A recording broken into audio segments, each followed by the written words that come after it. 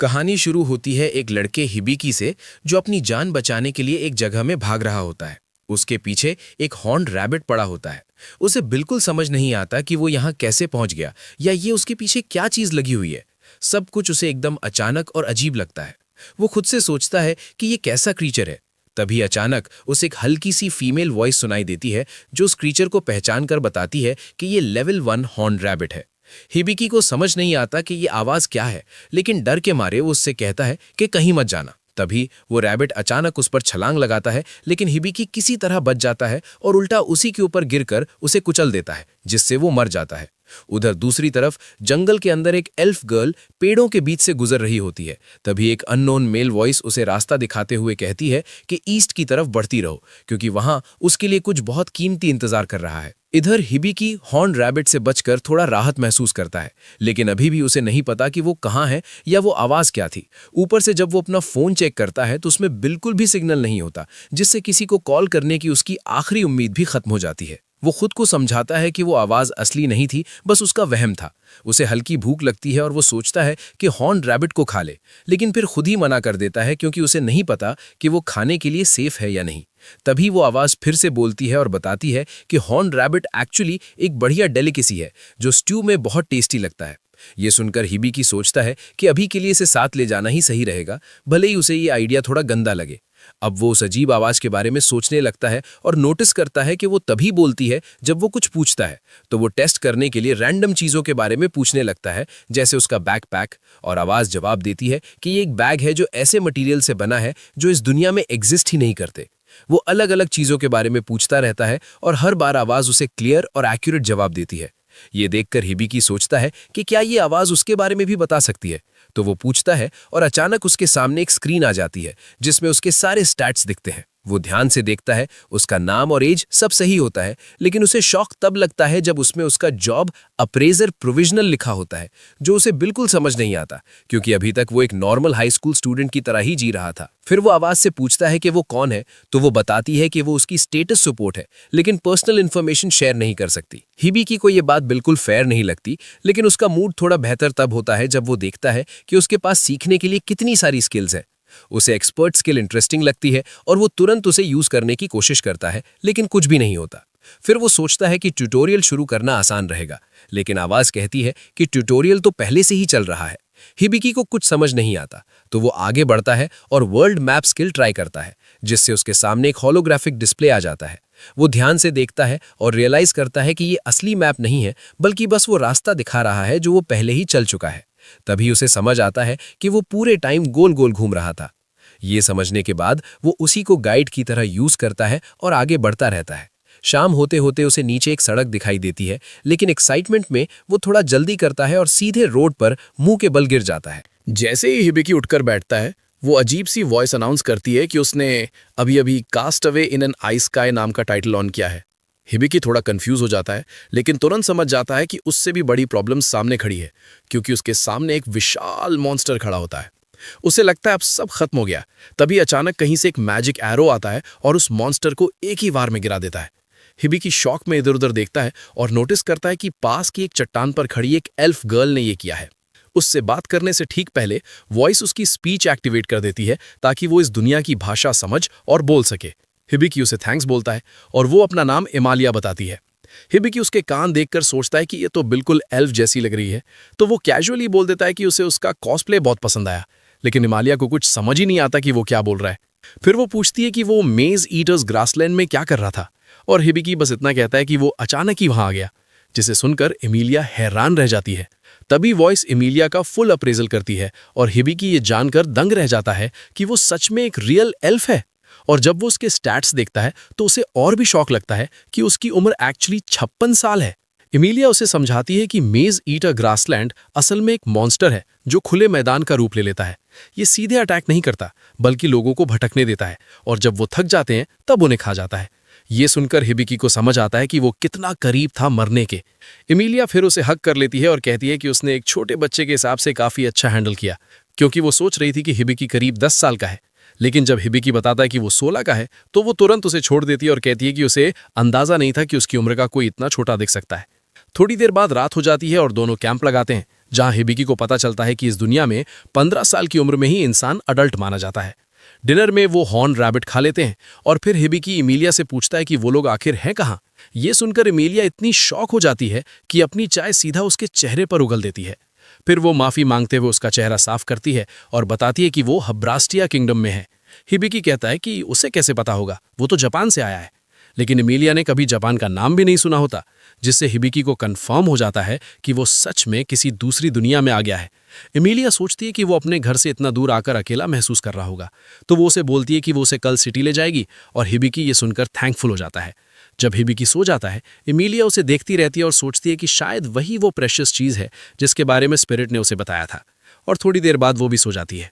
Hibiki अपने past life का सपना देखने लगता है, जहां वो अपने 3 सबसे करीबी दोस्तों अमीन, क्योयुको और टेकी के साथ एक डाइनर में बैठा होता है, जहां अमीन काम करता है। ये तीनों उसके लिए बहुत मायने रखते थे, भले वो हमेशा उसकी हाइट का मजाक उड़ाते रहते थे। फिर उसका सपना बदलता है और उसे याद आता है कि वो इस दुनिया में कैसे आया। समर ब्रेक से पहले स्कूल का आखिरी दिन था। वो क्लास में जाने ही वाला था कि अचानक एक तेज रोशनी चमकी और अगले ही पल वो यहाँ पहुंच गया। सपना टूटता है, वो उठता है और अपना फोन चेक करता है, ये सोचते हुए कि उसके दोस्त अभी कितने परेशान हो रहे होंगे। फिर हिबिकी आसमान की तरफ देखता है और उसे ऊपर कुछ हरे रंग की ग्लोइंग शेप्स तैरती हुई दिखाई देती हैं। वॉइस उन्हें चेक करके बताती है कि ये एक स्पेशल प्रोटेक्टिव बैरियर है जो अमीलिया ने एरिया को सेफ रखने के लिए लगाया है। ये सुनकर हिबिकी मान लेता है कि इस दुनिया में मैजिक सच में एग्जिस्ट करता है और वो वाकई किसी दूसरी दुनिया में आ चुका है। फिर वो अपनी सिचुएशन समझने के लिए वॉइस से पूछता है कि अप्रेजर प्रोविजनल होने का मतलब क्या है। वॉइस समझाती है कि ये एक जॉब है जो उसे गॉड ने असाइन की है, जिसकी रेयरिटी रैंक बी है, और इसके साथ उसे अप्रेजल एबिलिटी मिलती है जिससे वो किसी भी टारगेट के एबिलिटीज और ट्रेट्स जान सकता है, लेकिन इसमें कोई कॉम्बैट स्किल्स नहीं होती, इसलिए इसे नॉन कॉम्बैट जॉब माना जाता है। हिबिकी अभी भी ये सब समझने की कोशिश कर रहा होता है, तो वो डिसाइड करता है कि अभी सो जाना ही बेहतर है। अगली सुबह अमीलिया उठती है और सोचती है कि उसने कैसे कल हिबिकी को बचाया और उसके साथ रात बिताई। तभी थोड़ी देर बाद हिबिकी भी उठ जाता है और दोनों लोवेल नाम के पास की टाउन की तरफ निकल पड़ते हैं। जंगल से गुजरते हुए अमीलिया उसे बताती है कि वहां पहुंचने में करीब 1.5 दिन लगेंगे और रास्ते में मॉन्स्टर्स भी मिल सकते हैं, लेकिन वो उसे भरोसा दिलाती है कि वो उसे सेफ रखेगी। वो हैरान होती है कि हिबिकी मॉन्स्टर्स को सेंस कर पा रहा है और हिबिकी बताता है कि ये सब उसके वर्ल्ड मैप स्किल की वजह से है। ये सुनकर अमीलिया चौंक जाती है, क्योंकि वर्ल्ड मैप स्किल की रेयरिटी AAA है, लेकिन जब हिबिकी बताता है कि वो अप्रेजर प्रोविजनल है तो वो ज्यादा इंप्रेस नहीं होती और उसे मजाक जैसा लेती है। हिबिकी को समझ नहीं आता कि वर्ल्ड मैप स्किल इतना खास क्यों है, क्योंकि उसके हिसाब से ये बस वही दिखाता है कि वो कहाँ जा चुका है और आसपास कोई मॉन्स्टर है या नहीं। लेकिन अमीलिया हैरान रह जाती है कि वो ये नहीं समझ पा रहा कि ये स्किल सर्वाइवल के लिए कितनी यूजफुल है। तभी हिबिकी अपना वर्ल्ड मैप खोलता है और पूछता है कि आसपास कोई खतरा है क्या, तो उसे पता चलता है कि पास में एक क्रिस्टल हॉर्न रैबिट है। ये सुनते ही अमीलिया एक्साइटेड हो जाती है, क्योंकि ये रैबिट बहुत रेयर होता है और इसे बेचकर 200 गोल्ड कॉइन्स तक मिल सकते हैं। वो तुरंत हिबिकी का हाथ पकड़ती है और कहती है कि उसे सीधे वहां ले चले। दोनों दूर से उस रैबिट को ट्रैक करते हैं और अमीलिया अपनी मैजिक से उनकी आवाज़ और स्मेल छुपा देती है ताकि रैबिट उन्हें डिटेक्ट न कर सके। हिबिकी ये देखकर काफ़ी इंप्रेस्ड होता है और अमीलिया को अमेजिंग कहता है, लेकिन अमीलिया उल्टा उसे अमेजिंग बताती है क्योंकि उसके पास वर्ल्ड मैप स्किल है और कहती है कि कोई भी एडवेंचरर पार्टी उसे पाकर लकी महसूस करेगी। क्योंकि अप्रेजल एक नॉन कॉम्बैट जॉब है, तो अगर वो किसी पार्टी में शामिल होता तो वो पीछे रहकर सपोर्ट देता और बाकी लोग फ्रंट लाइन पर लड़ते। अमीलिया खुद हिबिकी के साथ पार्टी बनाना चाहती है, लेकिन वो डेस्परेट नहीं दिखना चाहती, इसलिए वो डिसाइड करती है कि अपने स्किल्स दिखाएगी ताकि हिबिकी खुद उसे इनवाइट करे। वो अपना बो उठाती है और निशाना लगाने लगती है, लेकिन हिबिकी नोटिस करता है कि उसके पास एरो ही नहीं है। तब अमीलिया बताती है कि उसकी जॉब स्पिरिट आर्चर है, यानी वो हवा से एरोज बना सकती है। वो एक स्पिरिट एरो बनाकर रैबिट पर चलाती है, लेकिन रैबिट आखिरी पल में डॉज कर देता है, जिससे वो हैरान रह जाती है। अमीलिया सोचती है कि अब उसे पकड़ना मुश्किल है, क्योंकि उसके पास एस्केप स्किल है जिससे वो तेजी से अटैक्स डॉज कर सकता है। लेकिन जैसे ही हिबिकी को पता चलता है कि अटैक करते समय वो अपनी स्किल्स यूज नहीं कर सकता, उसके दिमाग में एक आइडिया आता है। अगर वो रैबिट को अपनी तरफ अट्रैक्ट कर ले तो अमीलिया को साफ शॉट मिल सकता है। अमीलिया को यह प्लान थोड़ा रिस्की लगता है, लेकिन हिबिकी उसे भरोसा दिलाता है और कहता है कि उसने अप्रेजल में देखा है कि ये रैबिट ज्यादा स्मार्ट नहीं है। जब वो रैबिट खुले में आता है, तभी अचानक उसके सामने जमीन से एक पत्थर की दीवार खड़ी हो जाती है, जिससे वो घबरा जाता है। उसी वक्त उसकी नज़र हिबिकी पर पड़ती है, जो एक पत्थर पर लेटा हुआ होता है, और वो बिना सोचे समझे उसी पर अटैक करने के लिए दौड़ पड़ता है। जैसे ही वो छलांग लगाता है, एमिलिया परफेक्ट टाइमिंग के साथ अपना निशाना सेट करती है और एक ही शॉट में उसे खत्म कर देती है। एमिलिया खुद हैरान रह जाती है कि ये प्लान सच में काम कर गया, क्योंकि उन्होंने चारों तरफ स्टोन वॉल्स बनाकर उसके सारे रास्ते बंद कर दिए थे और उसे सीधा हिबिकी की तरफ जाता है। लेकिन इसका यह भी मतलब था कि रैबिट ने हिबिकी को बिल्कुल हार्मलेस समझ लिया था। तभी वो इस हिबिकी को बताती है कि उसके स्किल्स लेवल अप हो गए हैं, जो सुनकर वो कंफ्यूज हो जाता है, क्योंकि फाइनल हिट तो एमिलिया ने किया था। इमिलिया उसे समझाती है कि उसने पूरे टाइम अप्रेजल स्किल का यूज किया, स्ट्रैटेजी बनाई और खुद को बेट के रूप में इस्तेमाल किया, इसलिए उसका भी बराबर कंट्रीब्यूशन था और उसे लेवल अप मिलना ही था। इसी बीच स्वर्ग में वो गॉड जिसने हिबिकी को इस दुनिया में भेजा था उसकी प्रोग्रेस देखकर खुश होता है, लेकिन खुद को याद दिलाता है कि ये अभी सिर्फ ट्यूटोरियल है, असली सफर तो अभी बहुत लंबा बाकी है। फिर सीन शिफ्ट होता है एडवेंचरर गिल्ड में, जहां आईविल नाम की एक लड़की अभी अभी एडवेंचरर के रूप में रजिस्टर करती है। रिसेप्शनिस्ट उसे जॉब बोर्ड की तरफ जाने को कहती है, लेकिन आईविल बोलती है कि उसने अपनी पहली क्वेस्ट पहले ही चुन ली है, वो किसी बहुत खास चीज की तलाश में जा रही है। इस बीच हिबिकी और इमेलिया रॉयल टाउन पहुंचते हैं और वहां पहुंचते ही इमेलिया तुरंत हिबिकी के ऊपर एक क्लोक डाल देती है, क्योंकि उसके कपड़े इतने अलग दिख रहे होते हैं कि लोग बेवजह घूरने लगते हैं और वो अनवांटेड अटेंशन बिल्कुल नहीं चाहती। वो सोचती है कि क्रिस्टल रैबिट का हॉर्न बेचने के बाद पैसे मिल जाएंगे तो हिबिकी के लिए प्रॉपर कपड़े खरीद लेगी। इमेलिया अंदाजा लगाती है कि उन्हें करीब 200 गोल्ड कॉइन्स मिल सकते हैं, जो आर्मर और नए वेपन्स लेने के लिए भी काफी होंगे। हिबिकी को पता ही नहीं होता कि गोल्ड कॉइन की वैल्यू क्या है, तो वो अपना स्टेटस चेक करता है और उसमें दिखता है कि ये गोल्ड कॉइन लगभग 10,000 येन के बराबर है। ये सुनकर वो सच में चौंक जाता है, क्योंकि ये बहुत बड़ी रकम है। इमेलिया उसे चिंतित होकर देखती है और कहती है कि सिटी में रहते हुए उसे इतना क्लूलेस बिहेव करना बंद करना होगा, क्योंकि यहाँ ऐसे लोग हैं जो उसके जैसे लोगों का फायदा उठाने में एक सेकंड नहीं लगाएंगे। लेकिन उसकी ये बात सुनकर हिबिकी को और भी यकीन हो जाता है कि इमेलिया के शायद कोई दोस्त नहीं है। इसके बाद इमेलिया उसे एडवेंचरर गिल्ड ले जाती है और अंदर मौजूद एडवेंचरर्स उन्हें देखते ही मजाक में मान लेते हैं कि इमेलिया ने बेबी सिटिंग जॉब पकड़ ली है। इमेलिया तुरंत बोलती है कि दिखने में चाहे ऐसा लगे, लेकिन हिबिकी असल में अडल्ट है और रजिस्टर्ड भी है। उस ग्रुप का लीडर सबको कहता है कि नए आदमी को तंग करना बंद करो, और बात वहीं खत्म हो जाती है। फिर इमेलिया हिबिकी को बताती है कि उनकी पार्टी का नाम द सिल्वर बैनर है। इसके बाद वो रिसेप्शनिस्ट जूल के पास जाते हैं। इमेलिया बताती है कि उनके पास बेचने के लिए आइटम है और उनसे एक रूम तैयार करने को कहती है। वहीं हिबिकी जूल के कैट ईयर्स को घूरता ही रह जाता है। उसे समझ आता है कि वो शायद बीस्ट फोक है और वो पूरी तरह फैसिनेटेड हो जाता है। फिर सब गिल्ड मास्टर से मिलने बैठते हैं और जैसे ही हिबिकी उसे देखता है, वो उसकी जबरदस्त मस्कुलर बॉडी देखकर दंग रह जाता है। गिल्ड मास्टर अचानक नाटकीय अंदाज में अपनी शर्ट फाड़ देता है और खुद को डेलियार्ड बताता है। हिबिकी को उसके मसल्स पर इतना एक्साइटेड होते देख इमेलिया की पेशेंस खत्म होने लगती है, तो वो दोनों पर आइस कोल्ड पानी का ब्लास्ट मार देती है, जिससे दोनों तुरंत होश में आ जाते हैं। इसके बाद सब बैठते हैं और जूल खुद को रिसेप्शनिस्ट और वाइस गिल्ड मास्टर के रूप में इंट्रोड्यूस करती है। फिर इमेलिया से पूछती है कि वो क्या बेचना चाहती है। इमेलिया क्रिस्टल हॉर्न सामने रख देती है और डेलियार्ड उसे देखकर क्लियरली इंप्रेस्ड होता है। वो कहता है कि ये 3 साल पहले वाले से भी बड़ा है। थोड़ा सोचने के बाद वो 400 गोल्ड कॉइन्स का ऑफर देता है। ये सुनकर हिबिकी खुश हो जाता है, क्योंकि ये इमेलिया के अंदाजे से 2 गुना है। लेकिन उसके पूरी तरह चौंकने के लिए इमेलिया कहती है कि वो 800 गोल्ड कॉइन से कम कुछ नहीं लेगी, क्योंकि 3 साल पहले जो हॉर्न उन्होंने बेचा था वो 200 गोल्ड कॉइन्स में गया था और ये वाला उससे 3 गुना बड़ा है। दोनों कुछ देर तक प्राइस को लेकर आगे पीछे करते रहते हैं और आखिरकार डेलियार्ड मजबूरी में 700 गोल्ड कॉइन्स पर मान जाता है, जिससे इमेलिया खुश हो जाती है। लेकिन तभी जूल का मूड अचानक बदल जाता है और वो काम रहते हुए भी डराने वाला प्रेशर डालते हुए डेलियार्ड को याद दिलाती है कि उसने जो प्राइस माना है वो गिल्ड के बजट से काफ़ी ऊपर है, इसलिए वो एक्स्ट्रा अमाउंट सीधे उसकी सैलरी से काट लेगी। ये सुनकर डेलियार्ड का चेहरा बिल्कुल उतर जाता है। बाद में हिबिकी अकेला गिल्ड में बैठा होता है, तभी उसका स्टेटस सपोर्ट बताता है कि उसकी ट्यूटोरियल स्किल लेवल अप होने की कंडीशंस पूरी हो गई हैं। हिबिकी को अभी तक समझ ही नहीं आता कि ट्यूटोरियल है क्या, तो स्टेटस सपोर्ट डेफिनेशन खोलकर बताता है कि ये स्किल उन लोगों को मिलती है जिनके सर्वाइवल चांसेस बहुत कम होते हैं और इसके जरिए उन्हें गॉड से गाइडेंस मिलती है ताकि वो इस दुनिया में सर्वाइव करने के लिए ज़रूरी नॉलेज और स्किल्स सीख सकें। ये सुनकर हिबिकी समझ जाता है कि अब तक वो जितना भी बचा है सब गॉड की वजह से है और वो मन ही मन उन्हें थैंक्स बोलता है। तभी एक आवाज़ जवाब देती है कि थैंक्स अप्रिशिएट किए गए।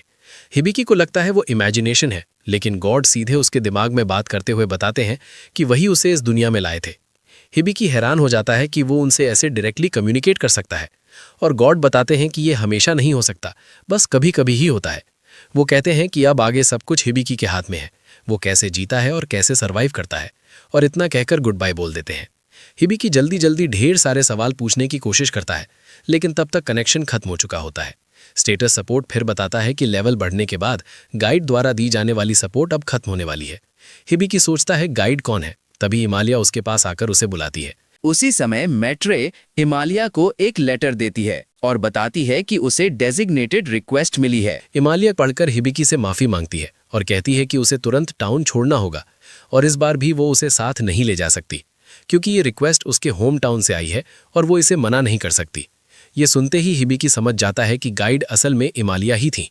इसी दौरान हाइवल एक डंजन के अंदर गहराई में उसी चीज को ढूंढ रही होती है जिसे वो लंबे समय से तलाश रही है, लेकिन अब तक कोई सफलता नहीं मिली। अचानक उसे अंदाजा होता है कि वो कहाँ हो सकती है और वो तुरंत उस दिशा में बढ़ जाती है। दूसरी तरफ इमालिया चुपचाप सोच रही होती है कि हिबिकी अकेले ठीक रहेगा या नहीं, और हिबिकी उसे कहता है कि चिंता मत करो क्योंकि वो एडवेंचरर बनने का प्लान कर रहा है। उसे पता चला है कि नॉन कॉम्बिटेंट्स के लिए भी क्वेस्ट्स होती हैं और वो इस आइडिया से जेन्युइनली एक्साइटेड है। हिबिकी ये भी मानता है कि इमालिया ने उसके लिए अब तक बहुत कुछ किया है और वो उस पर और बर्डन नहीं बनना चाहता। आखिर अलग होने का समय आता है तो इमालिया उसे बताती है कि वो उसी इन में रह सकता है जहां वो ठहरी हुई थी। फिर मैप उसके हाथ में देकर निकलने लगती है। जाने से पहले हिबिकी कहता है कि वो क्लोक वापस करना चाहता है, लेकिन इमालिया कहती है कि इसकी चिंता मत करो, इसे पार्टिंग गिफ्ट समझ लो। तभी हिबिकी कहता है कि अभी शायद उसे इसकी उससे ज्यादा जरूरत है क्योंकि उसकी शर्ट का बटन अभी अभी टूट गया है। इमालिया शर्म से लाल हो जाती है और जल्दी से वहां से भाग जाती है। भागते हुए वो सीधे एवर से टकरा जाती है और तुरंत माफी मांगती है। तभी पास खड़ा एक नाइट पूछता है कि वो इतनी जल्दी में क्यों है, और इमालिया जवाब देती है कि उसे अचानक शॉर्ट नोटिस पर अपने घर वापस जाना है। अमालिया आइविल को उठने में मदद करती है और आइविल पूछती है क्या उसका होम टाउन एल्फ काउंटी यानी फेयर नोट किंगडम है। एमालिया हाँ में जवाब देती है तो आइविल मुस्कुराकर कहती है कि ये तो कोइंसिडेंस है क्योंकि वो भी वहीं जा रही है। दूसरी तरफ एमालिया के जाने के बाद से हिबिकी ज्यादातर समय बस सोते हुए ही बिता रहा है। वो अपना फोन उठाता है और देखता है कि बैटरी पूरी तरह डेड हो चुकी है और अभी तक उसे अपने पुराने वर्ल्ड में वापस जाने का कोई तरीका नहीं मिला। ऊपर से गॉड भी पिछली बातचीत के बाद से उससे बिल्कुल बात नहीं कर रहे, जिससे वो सच में सोचने लगता है कि उसे इस दुनिया में लाया ही क्यों गया था। तभी अचानक इन चलाने वाली तानिया उसके कमरे में आती है और कहती है कि वो उसके लिए वरीड थी क्योंकि वो आज ब्रेकफास्ट और लंच दोनों के लिए नीचे नहीं आया। हिबिकी कहता है कि वो ठीक है। ये सुनकर वो राहत की सांस लेती है और बताती है कि डिनर जल्दी तैयार होने वाला है। हिबिकी कहता है वो अभी आता है। उसके जाने के बाद हिबिकी पर प्रेशर बढ़ने लगता है क्योंकि उसके पास जो भी पैसे बचे हैं वो हॉर्न बेचने से मिले थे, यानी जल्द ही उसे कोई जॉब ढूंढनी पड़ेगी। लेकिन अपने स्टैट्स देखकर वो सोचने लगता है कि वो आखिर किस काम का है। स्टेटस सपोर्ट उसके नंबर्स दिखाती है और वो खास अच्छे नहीं होते, इसलिए स्टेटस उसे सोलो कॉम्बैट से दूर रहने की सलाह देती है। हालांकि वो ये भी बताता है कि उसने कुछ टेक्निकल स्किल्स हासिल की हैं जिनमें कॉन्ट्रैक्ट और मेडिकल बुक शामिल हैं। हिबिकी को मेडिकल बुक इंटरेस्टिंग लगती है तो स्टेटस बताता है कि वो इसके पेजेस पढ़कर नॉलेज अब्सॉर्ब कर सकता है। साथ ही चेतावनी देता है कि अगर हायर लेवल चाहिए तो उसे हर पेज पढ़ना होगा और शुरू करने के बाद बीच में रुक नहीं सकता। हिबिकी पहले थोड़ा चौंकता है लेकिन फिर भी इसे शुरू करने का फैसला करता है। जैसे ही वो मेडिकल बुक पढ़ना शुरू करता है अचानक ढेर सारी नॉलेज एक साथ उसके दिमाग में भरने लगती है, जिससे वो पूरी तरह हक्का बक्का रह जाता है। इसी दौरान आइविल और एमालिया एल्फ काउंटी की तरफ बढ़ते रहते हैं और एमालिया बताती है कि वो बार बार हिबिकी के बारे में सोच रही है और उसे लेकर वरिड है कि वो ठीक रहेगा या नहीं। आइविल मजाक में मान लेती है कि शायद उसे उससे फीलिंग्स हो गई हैं, लेकिन एमालिया तुरंत मना कर देती है। कहती है कि वो अभी अभी उससे मिली है और वो उससे लगभग 40 साल छोटा है। तभी आगे खड़ी एक मेड एमालिया को आवाज देती है और उसे देखते ही एमालिया दौड़कर उसे गले लगा लेती है। एमालिया बताती है कि ये स्टेलिया है, उनकी चीफ मेड। फिर एमालिया स्टेलिया से आइविल का परिचय कराती है और आइविल एक्साइटेड होकर एमालिया से पार्टी बनाने की रिक्वेस्ट करती है। एमालिया अपनी पहली पार्टी रिक्वेस्ट सुनकर खुश हो जाती है, लेकिन स्टेलिया का चेहरा देखकर लगता है उसे ये बिल्कुल पसंद नहीं आया।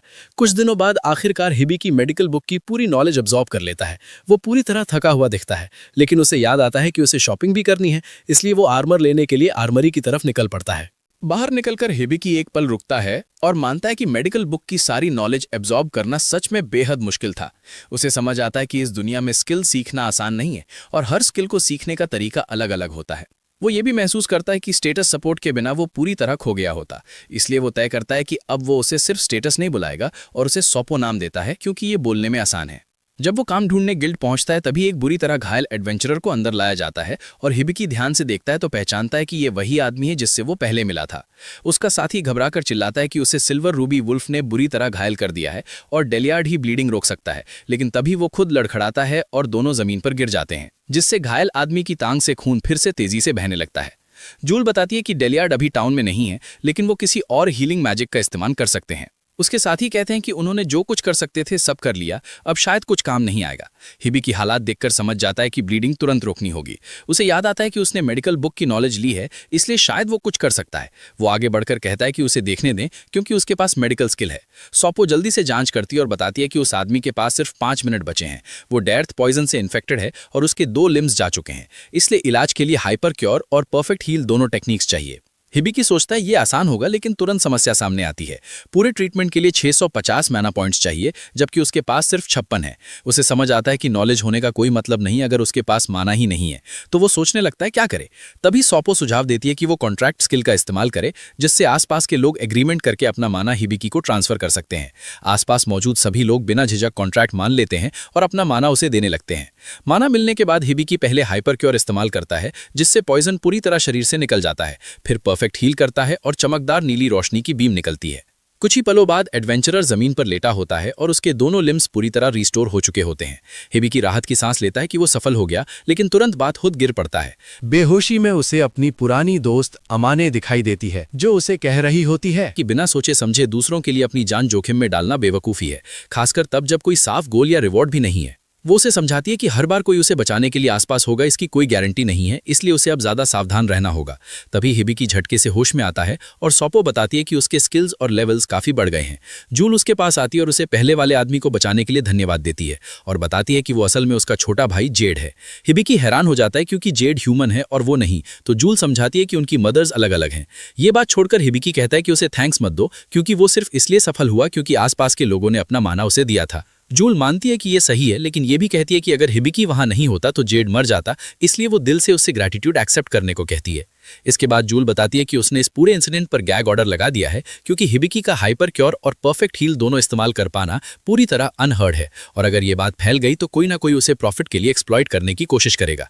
इसलिए जूल सुझाव देती है कि हिबिकी किसी पार्टी में शामिल होने पर विचार करे, क्योंकि फ्रेंडली कॉम्बैटेंट्स के साथ रहना उसके लिए ज्यादा सेफ रहेगा।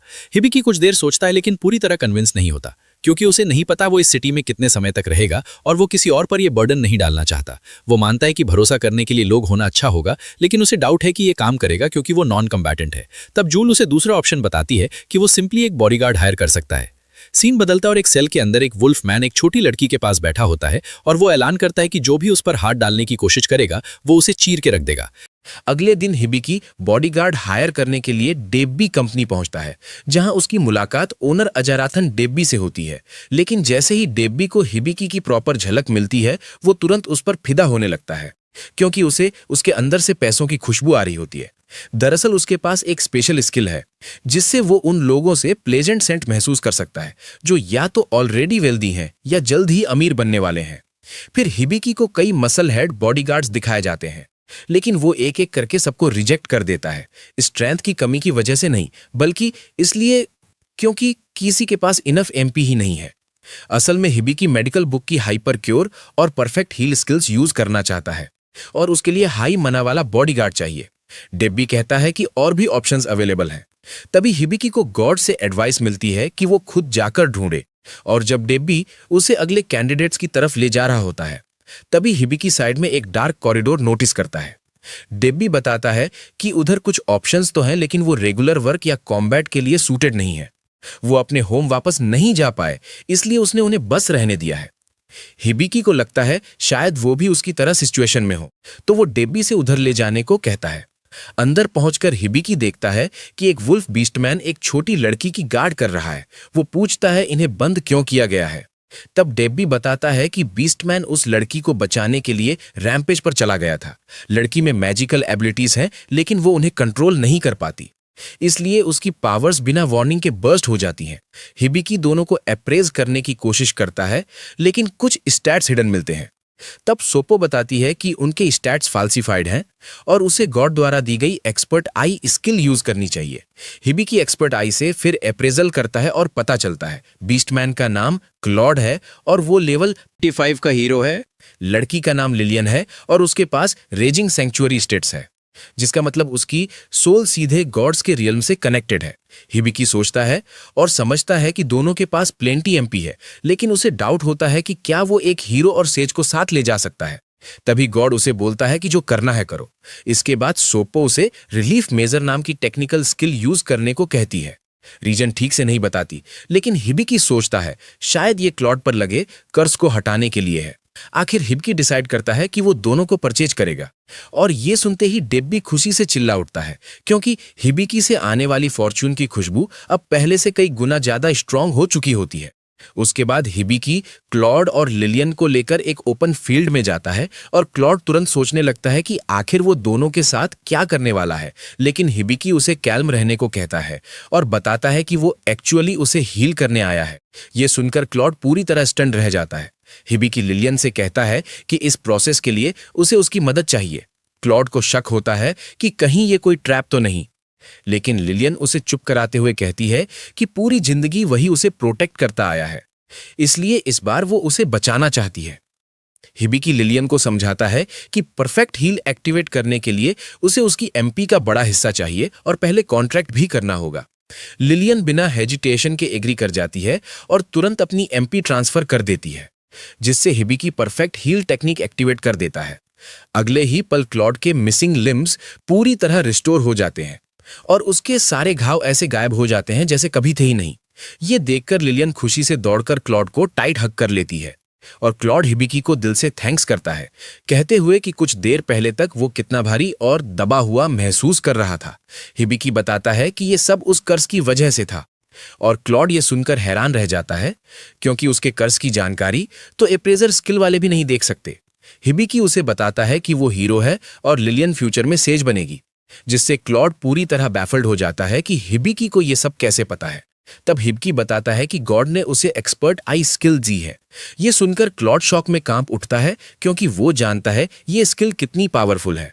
फिर हिबिकी क्लॉड पर लगे कर्ज को हटाने के लिए रिलीफ मेजर एक्टिवेट करता है, लेकिन अचानक क्लॉड हेवी चेंस में जकड़ जाता है और ऊपर से एक जायंट सिजर्स नीचे गिरती है। पहले तो लगता है जैसे क्लॉड को स्टैब कर दिया गया हो, जिससे हिबिकी और लिलियन दोनों डर जाते हैं, लेकिन असल में सिजर्स उन चेंस में से एक को काट देती है जो उसे दबाए हुए थी।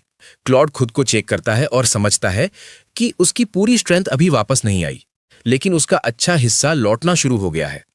वो रिस्पेक्टफुली हिबिकी के सामने सिर झुकाकर पहले के रूड बिहेवियर के लिए अप्लोज करता है और फिर कहता है कि वो उसके साथ सेरेमनी ऑफ एलिजियंस परफॉर्म करना चाहता है।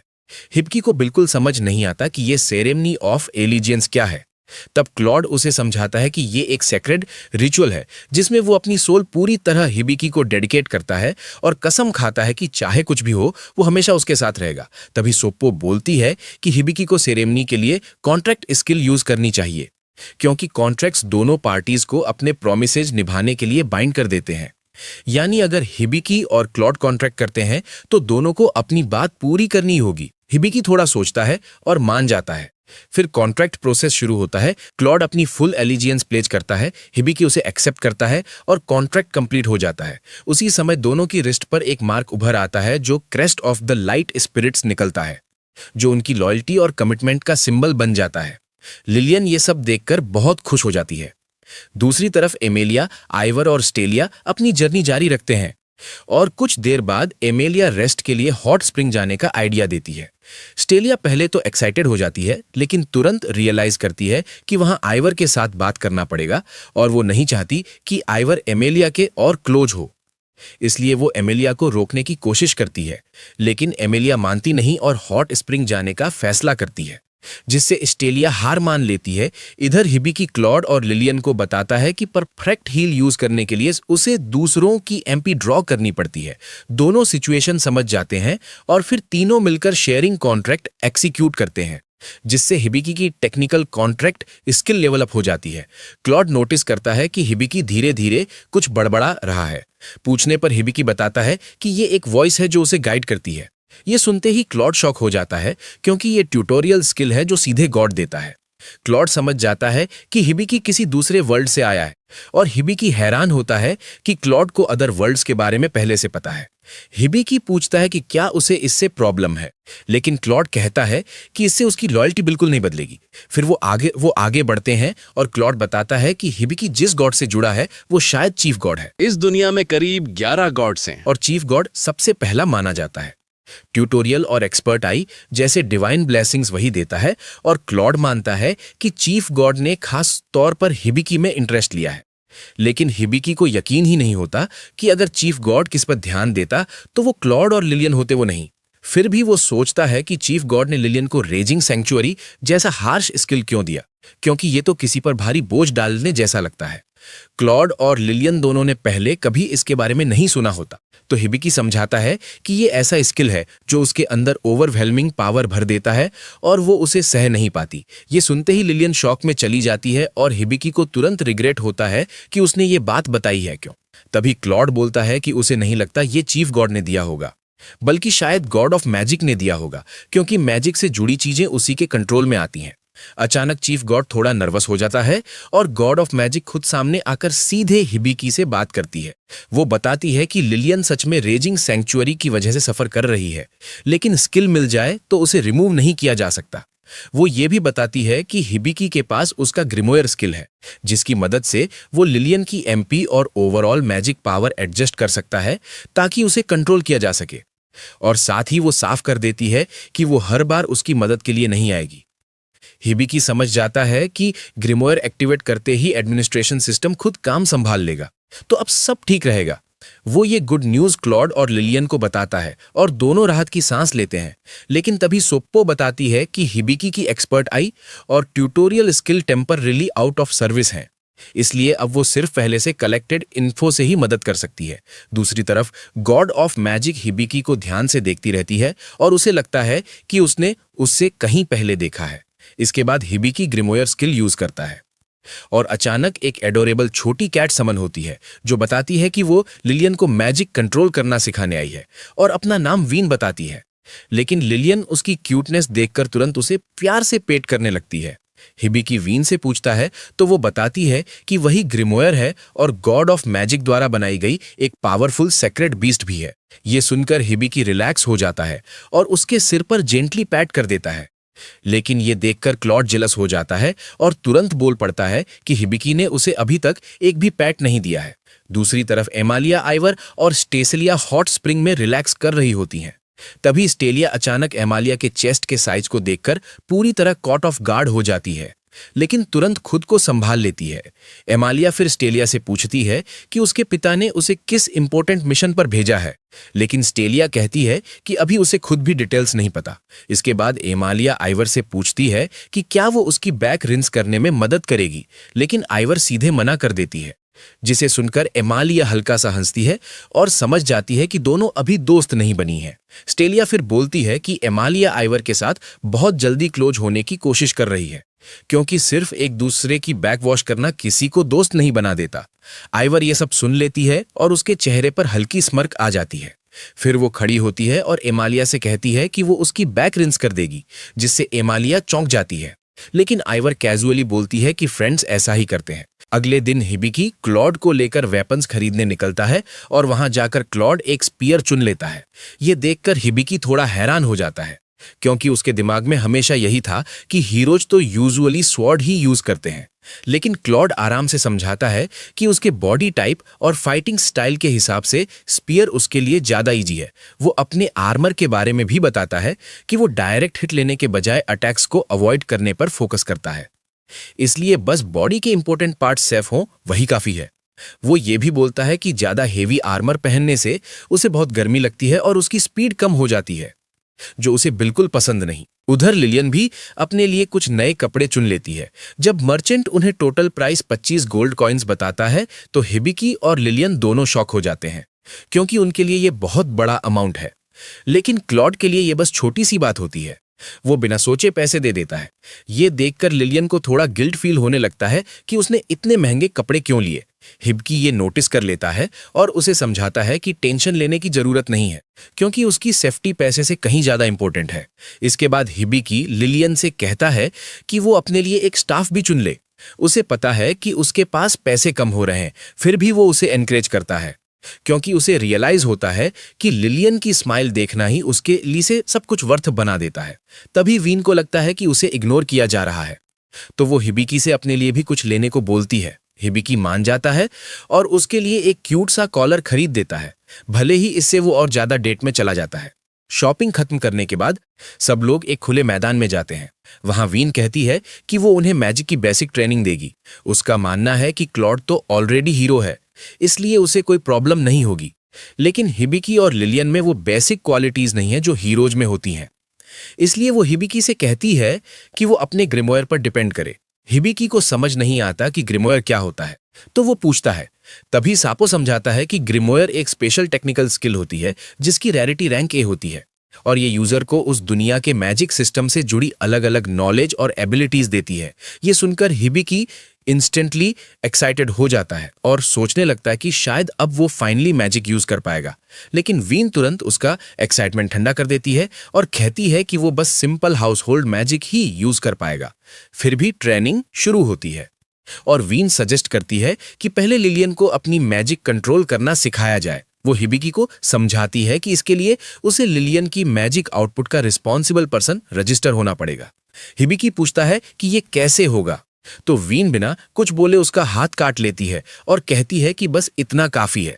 इसके बाद वो लिलियन के पास जाकर पूरा प्लान डिटेल में समझाती है। वो कहती है कि पहले लिलियन की मैजिक पावर को 10% तक रिड्यूस किया जाएगा, फिर धीरे धीरे उसे बढ़ाया जाएगा ताकि वो बैलेंस खोए बिना अपनी पावर कंट्रोल करना सीख सके। इसके बाद वीन हिबिकी की तरफ मुड़कर कहती है कि उसे मैजिक सर्कुलेशन सीखनी होगी। वो समझाती है कि सही तरीके से मैजिक यूज करने के लिए इंसान को अपनी मैजिक पावर के फ्लो को परफेक्टली कंट्रोल करना आना चाहिए। वो एक एक्सरसाइज इंट्रोड्यूस करती है जिसे मैजिक पावर सर्कुलेशन कहते हैं। इसमें दो लोग हाथ पकड़कर अपनी मैजिक एसेंस एक दूसरे में पास करते हैं और गोल होता है उस फ्लो को स्टेबल रखना बिना कंट्रोल खोए। ये सब सुनने के बाद भी हिबिकी को कुछ समझ नहीं आता। ये देखकर वीन क्लियरली इरिटेट हो जाती है और कहती है कि अब वो सीधे प्रैक्टिस से ही सीखेगा। वो क्लॉड से कहती है कि वो थोड़ा सा मैजिक हिबिकी में पास करे ताकि वो खुद एक्सपीरियंस कर सके।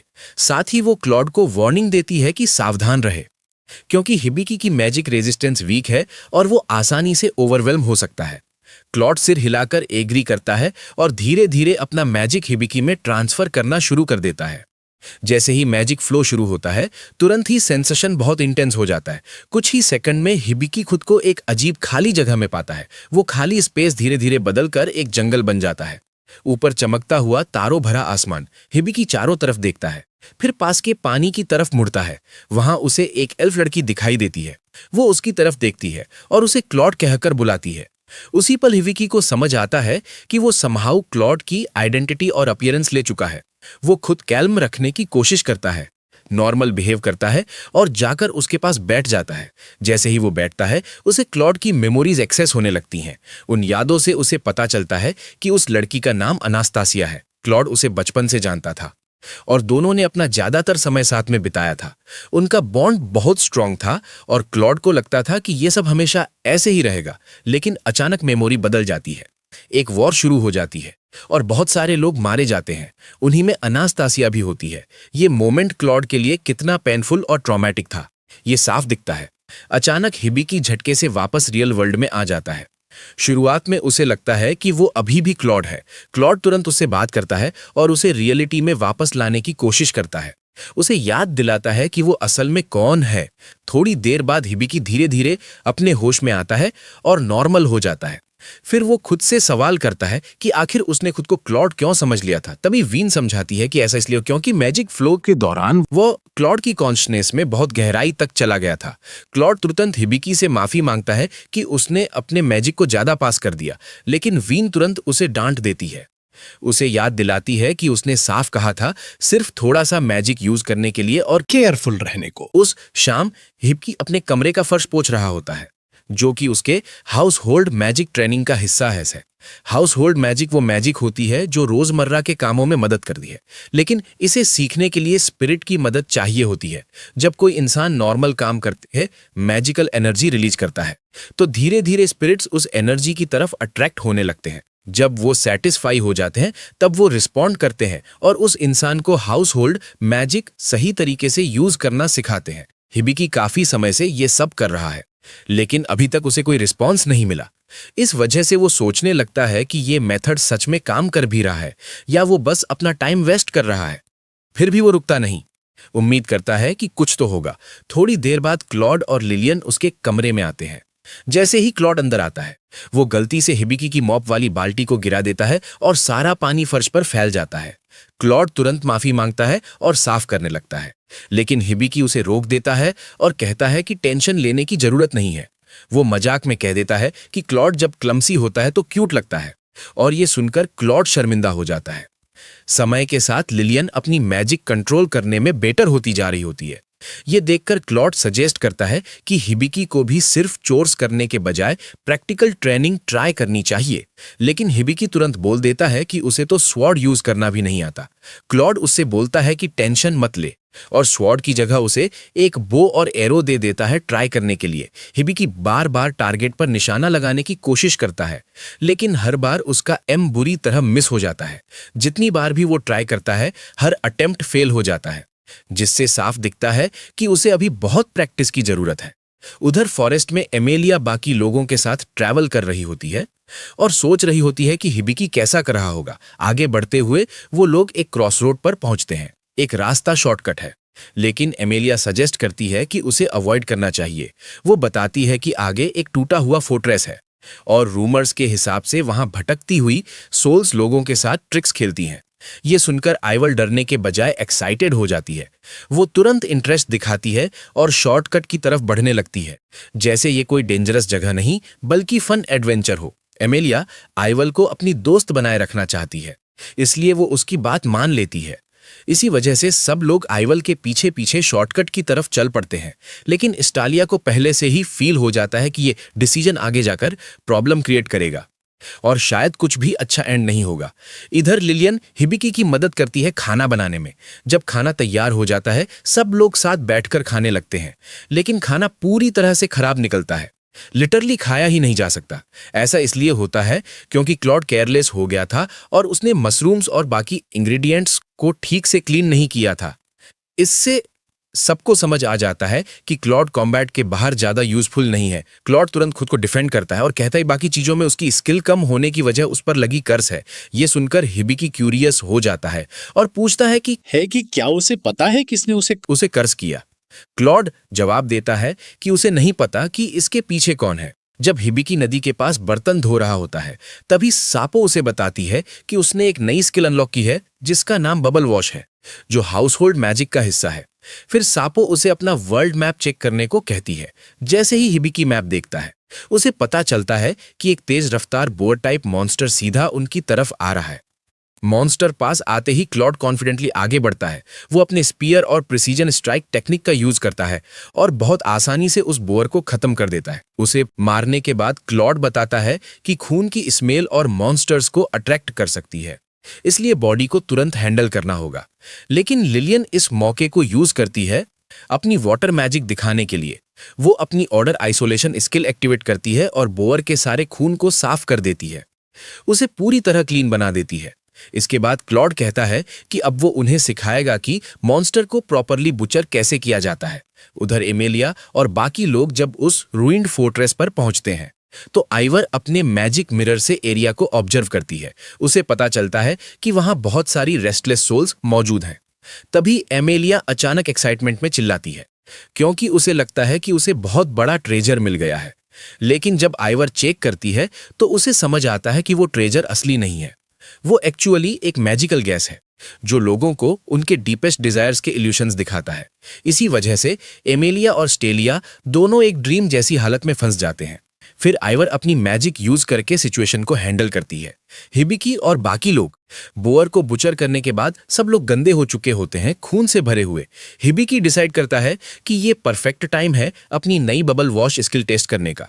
जैसे ही वो इसे एक्टिवेट करता है, हाई प्रेशर में सोप बबल्स निकलते हैं और सीधे क्लॉड पर लगते हैं। बबल्स खत्म होने के बाद क्लॉड पूरी तरह साफ हो जाता है, पहले से भी ज्यादा क्लीन। वो ये भी नोटिस करता है कि बबल वॉश ने उसके बॉडी को रिफ्रेश कर दिया है और उसकी थोड़ी स्ट्रेंथ भी वापस आ गई है। अगले दिन हिबिकी और उसकी टीम बैठकर अपनी सिचुएशन पर बात करते हैं और जल्दी ही उन्हें समझ आ जाता है कि उनके पास पैसे लगभग खत्म हो चुके हैं।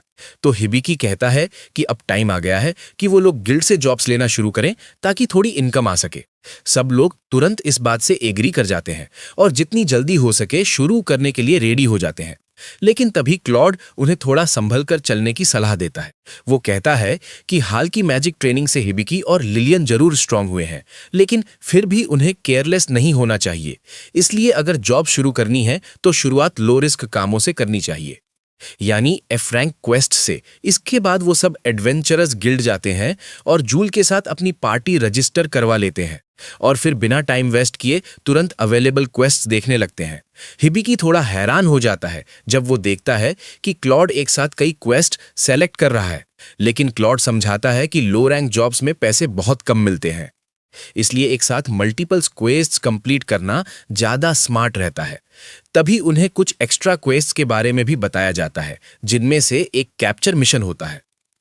लेकिन क्लॉड तुरंत बोल देता है कि उसका रैंक अभी उनके लेवल से काफी ऊपर है, इसलिए उसे अटेम्प्ट करना सही नहीं होगा। मीट्रे बताती है कि इस मिशन के बारे में उनके पास बस एक क्लू है, एक टेल, और इसी वजह से उसकी डिफिकल्टी बढ़ा दी गई है। ये सुनकर हिबिकी क्यूरियस हो जाता है और पूछता है कि ऐसा कौन सा इंसान होगा जिसके लिए इतना हाई प्रायोरिटी कैप्चर रिक्वेस्ट निकला है। मीट्रे समझाती है कि टारगेट एक बैंडिट है जो अक्सर अमीर लोगों को लूटता है। हिबिकी को ये इतना सीरियस नहीं लगता और वो सोचता है कि वैसे भी ये मिशन उनके हिस्से में नहीं आएगा। कुछ ही देर बाद हिबिकी अपना पहला क्वेस्ट शुरू करता है, जिसमें उसे एक रैबिट पकड़ना होता है। करीब 20 मीटर दूर उसे एक रैबिट दिखता है और वो कॉन्फिडेंटली अपना बो और एरो निकालता है। सोचता है कि ये तो इजी होगा, लेकिन उसकी एम इतनी खराब निकलती है कि उसे कई बार कोशिश करनी पड़ती है। तब जाकर वो फाइनली रैबिट को मार पाता है। क्लॉड उसे समझाता है कि आइडियली टारगेट को एक ही शॉट में गिरा देना चाहिए, लेकिन क्योंकि हिबिकी ने आखिर में काम पूरा कर लिया, इसलिए वो इसे एक्सेप्टेबल मान लेता है। तभी लिलियन और वीन भी फॉरेस्ट से अपना हर्ब गैदरिंग टास्क खत्म करके वापस आ जाते हैं। हिबिकी उनकी बास्केट में एक अजीब सा फ्रूट देखता है और उसके बारे में पूछता है, तो लिलियन बताती है कि उसे मेचा काचा का फ्रूट कहते हैं, जो उन्हें रास्ते में मिला था। वो आगे बताती है कि ये फ्रूट्स आमतौर पर मार्कर्स की तरह यूज होते हैं, ताकि अगर कोई पहाड़ों में रास्ता भटक जाए तो इन्हें देखकर वापस रास्ता ढूंढ सके। और एग्जाम्पल देने के लिए वो एक फ्रूट पास के पेड़ पर फेंकती है। इसके बाद सब लोग थोड़ा रेस्ट करने का फैसला करते हैं, लेकिन इस ब्रेक के दौरान हिबिकी का माइंड भटकने लगता है। उसे एहसास होता है कि वो इस दुनिया में शायद समर वेकेशन शुरू होने से ठीक पहले आया था। उसे अपने पुराने वर्ल्ड के दोस्तों की याद आने लगती है। वो सोचने लगता है कि क्या वो कभी वापस अपनी ओरिजिनल दुनिया में जा पाएगा या नहीं। वहीं दूसरी तरफ एमालिया की टीम में आइवर थोड़ा एंग्जाइस महसूस कर रही होती है, क्योंकि उसे अभी तक कोई रियल रिजल्ट नहीं मिला है। वो एक खास औरत की सोल ढूंढ रही है, लेकिन प्रोग्रेस बहुत स्लो है और अब वो खुद से सवाल करने लगती है कि वो सही डायरेक्शन में है भी या नहीं। उसी समय एमालिया अभी भी आइवर को अपनी फ्रेंड बनाना चाहती है, इसलिए वो उसे एक ट्रैवल अम्यूलेट देती है, जिसमें ऐसा मैजिक है कि अगर आइवर कभी डेंजर में हो तो उसे तुरंत पता चल जाएगा। और एमालिया ये भी प्रॉमिस करती है कि अगर कुछ भी हुआ तो वो उसकी मदद करने जरूर आएगी। आइवर मुस्कुराकर वो गिफ्ट एक्सेप्ट कर लेती है, लेकिन अंदर ही अंदर उसे पता होता है कि ये फ्रेंडशिप असली नहीं है, बस एक दिखावा है। अगले दिन टाउन में हिबिकी कहता है कि उन्होंने क्वेस्ट से अच्छा खासा पैसा कमाया है, तो क्यों ना थोड़ा सा पैसा किसी टेस्टी खाने पर खर्च किया जाए, क्योंकि उन्होंने पहले ही गिल्ड में क्वेस्ट आइटम जमा कर दिए थे। मीट्रे को यह बात थोड़ी सस्पिशियस लगती है, क्योंकि एक नॉर्मल एफ रैंक पार्टी इतना सब अचीव नहीं कर सकती। तभी हिबिकी की मुलाकात डिलियार्ड से होती है और डिलियार्ड तुरंत नोटिस करता है कि हिबिकी अभी भी काफी दुबला पतला है और उसमें मसल की कमी है, तो वो कहता है कि वो उसे ट्रेन करेगा ताकि वो स्ट्रांग बन सके। लेकिन क्लॉड तुरंत बीच में आ जाता है और डिफेंसिव हो जाता है। वो कहता है कि हिबिकी उसका स्टूडेंट है और डिलियार्ड को पीछे हटने को बोलता है, पर डिलियार्ड ऐसा इंसान नहीं है जो आसानी से पीछे हट जाए, और देखते ही देखते दोनों के बीच फुल फाइट शुरू हो जाती है। शुरुआत में दोनों बराबरी के लगते हैं, लेकिन कुछ ही मिनटों में क्लॉड पीछे पड़ने लगता है। तब हिबिकी अपना एस्प्रेजल स्किल यूज करता है और डिलियार्ड की असली ताकत देखकर शॉक्ड रह जाता है। आसपास के लोग ये डेंजरस फाइट देखकर डर के मारे भागने लगते हैं, लेकिन एक ब्लॉन्ड लड़की हुड पहनकर वहीं खड़ी रहकर सब ऑब्जर्व कर रही होती है। तभी जूल वहां पहुंचती है और साफ दिख रहा होता है कि वो बहुत गुस्से में है। वो अपनी वाटर मैजिक से दोनों को जोर से दीवार पर पटक देती है और फाइट रोक देती है।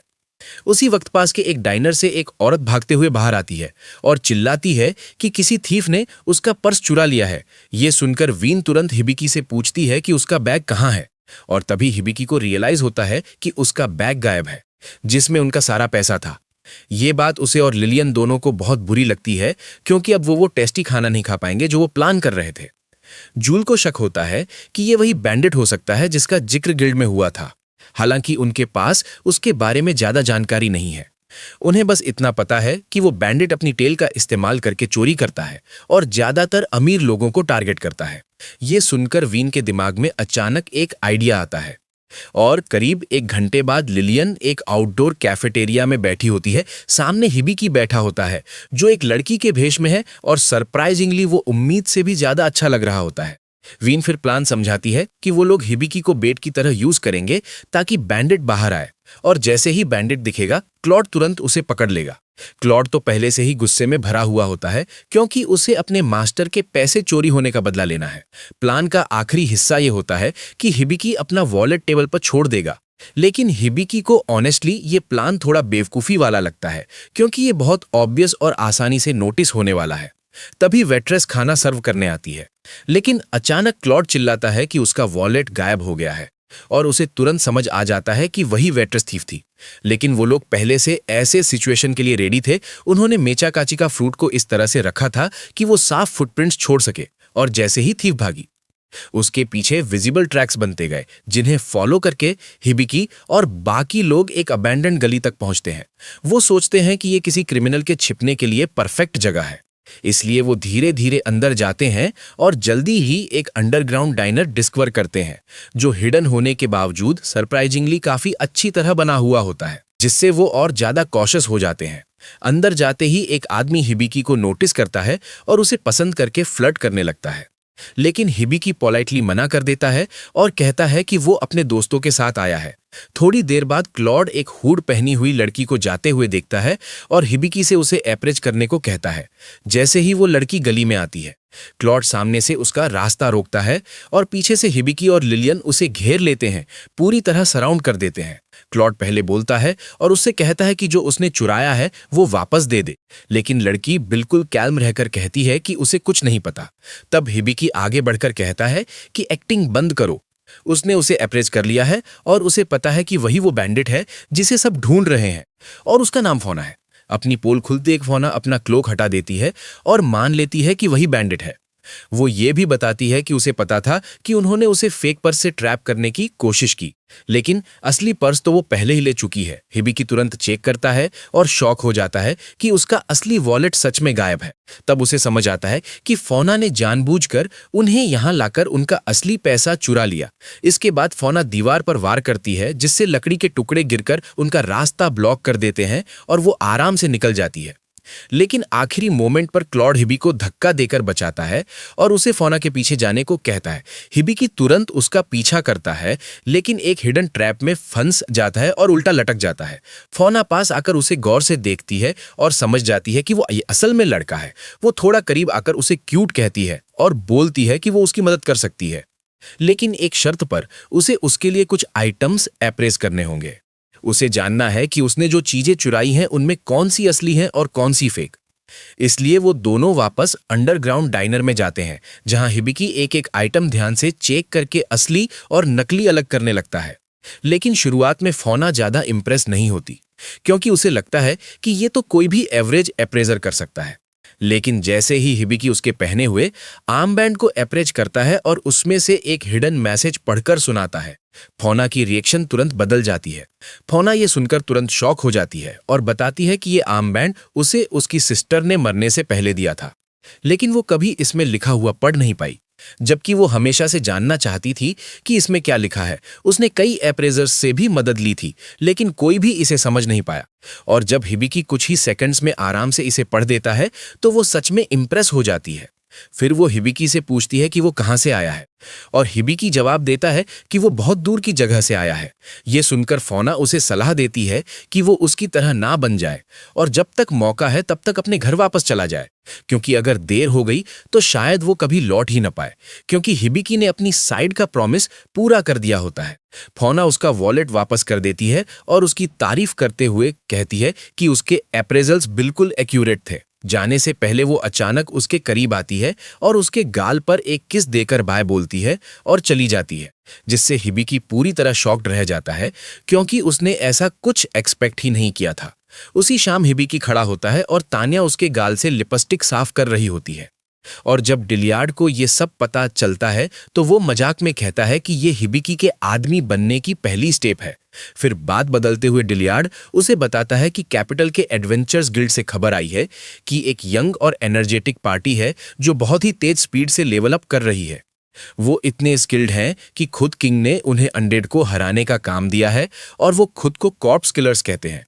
डिलियार्ड आगे बताता है कि ये ग्रुप ईस्ट से वेस्ट की तरफ ट्रैवल कर रहा है, मतलब फ्यूचर में वो उनके देश से भी गुजर सकते हैं। उस रात हिबिकी अपने बेड पर बैठकर सोचता है कि ये दुनिया कितनी बड़ी है और उसके अंदर एक स्ट्रांग इच्छा जागती है कि वो अलग अलग जगहों पर जाकर इसे एक्सप्लोर करे। वो ये भी कहता है कि वो हर तरह के लोगों से मिलना चाहता है, खासकर किसी बहुत नॉलेजेबल इंसान से। क्लॉड बताता है कि ऐसे इंसान को सेज कहते हैं और अभी भी 3 दुनियाओं के सेजेस एक्टिव हैं जो 500 साल से रूल कर रहे हैं। लेकिन उसे समझ नहीं आता कि हिबिकी उनसे क्यों मिलना चाहता है। तब हिबिकी सच बताता है कि वो अपने ओरिजिनल वर्ल्ड में वापस जाने का तरीका ढूंढना चाहता है। ये सुनकर क्लॉड और लिलियन दोनों शॉक हो जाते हैं, क्योंकि इसका मतलब है कि एक दिन हिबिकी उन्हें हमेशा के लिए छोड़ देगा। हिबिकी उनके चेहरे देखकर समझ जाता है और समझाने की कोशिश करता है कि उसका वो मतलब नहीं था। लेकिन जैसे ही वो खुद सोचता है, उसे एहसास होता है कि सच में अगर वो वापस गया तो उन्हें छोड़ना पड़ेगा। फिर भी क्लॉड उसे दिलासा देता है और कहता है कि वो उस दिन तक उसकी प्रोटेक्शन करता रहेगा। वहीं दूसरी तरफ एमालिया अपने ग्रुप के साथ जंगल में ट्रैवल कर रही होती है और स्पिरिट से अपनी बातचीत की कहानियां सुनाती है। वो ये भी बताती है कि एक बार ऐसा हुआ था जब किसी स्पिरिट ने पहले उससे बात की थी। ये सुनकर आइवर इंटरेस्टेड हो जाती है और पूछती है कि ये कहाँ हुआ था। एमालिया बताती है कि वो रोवेल के जंगल में हुआ था। ये सुनते ही आइवर अचानक एक बहाना बनाती है और कहती है कि उसे एक जरूरी काम याद आ गया है, इसलिए यहीं से उन्हें अलग होना पड़ेगा और वो मुड़कर चली जाती है, जिससे एमालिया पूरी तरह शॉक्ड रह जाती है। जाते जाते आइवर सोचती है कि अगर एमालिया ने जो आवाज सुनी थी वो स्पिरिट नहीं थी, तो वो शायद उसी औरत की सोल है जिसे वो इतने समय से ढूंढ रही है। लेकिन फिर भी रोवेल वापस जाने का ख्याल उसे फ्रस्ट्रेट करता है, क्योंकि वहीं से उसकी जर्नी शुरू हुई थी। बस यही था एपिसोड 5। अगले पार्ट को मिस ना करने के लिए सब्सक्राइब करो और अगला वीडियो स्क्रीन पर देखो।